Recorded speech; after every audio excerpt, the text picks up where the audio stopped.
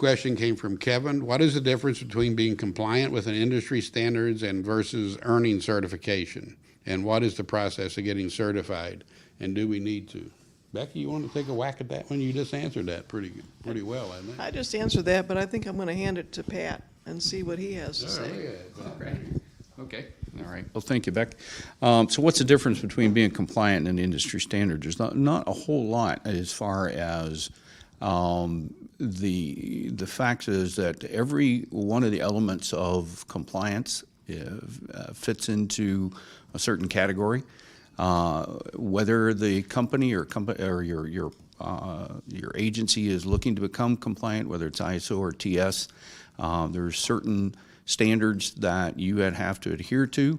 Compliant is really is the fact that you are adhering to those standards and you're practicing it every day. What is certification? So certification is that you're audited by a third party auditor, and they are certifying that you are adhering to those standards.